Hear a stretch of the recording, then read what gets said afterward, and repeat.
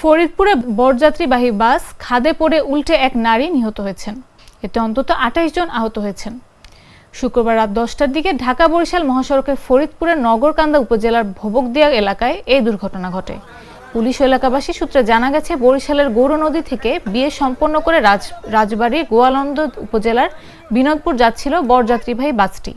পরে পথে ভবকদিয়া বাসস্ট্যান্ড এলাকায় পৌঁছালে নিয়ন্ত্রণ হারিয়ে বাসটি খাদে পড়ে উল্টে এই হতাহতের ঘটনা ঘটে। বাড়ি গেছি, নামাজ পড়ে বাড়িতে খাওয়া দাওয়া করে আমার তো শুইছি। শোয়ার পরে এই জায়গায় দেখতেছি যে চিল্লাচিল্লি করতেছে মহিলারা অনেক। আমরা ভাবছি কোনো বিপদ। পরে আগায় আসছি, আগায় আসার পর দেখি গাড়ি বেড়ে গেছে। আসার পর অনেক বাচ্চা ছিল ভিতরে, মহিলার আছে। মানে পিপল লাইনে ফোন দিলাম, তা ঢুকতেছিল না। তারপরে আমি আমার ভাই আছে বাংলা, ওর কাছ থেকে বাংলা ওই যে ডিউটি অফিসারের নাম্বার নিয়ে তারপরে হচ্ছে ওনারে ফোন দিলাম যে ইমার্জেন্সি হাইওয়ে পুলিশ পাঠান। আমরা তারপরে সুস্থ অসুস্থ 11-12 জন বা 15 জন হবে, এরকম হবে। মানে গুরুতর বাচ্চা টাচ্চা ছিল, ধান ক্ষেতের মধ্যে ভিতরে পড়েছিল। এইভাবে টোকায় মুকায় আর কি আমরা যথাসাধ্যভাবে চেষ্টা করছি।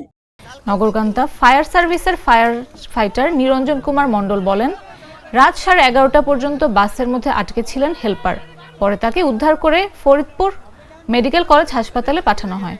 এটা বিয়ের গাড়ি, এটা রাজবাড়ির গোয়ালন্দ থেকে বরিশাল এটা বিয়ে থেকে গিয়েছিল। ওখান থেকে তারা আবার ফেরার পথে এখানে ভবকদিয়া এবং পুরিয়ার মাঝখানে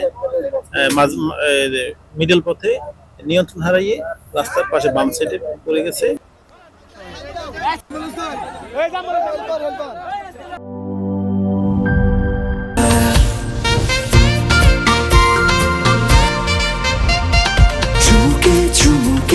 Enjoy the life, চলো উড়াই খুশি তুলে নিয়ে হাতে।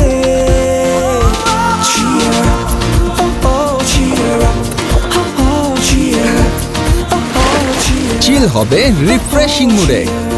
চিয়ার আপ, চলো উড়াই খুশি।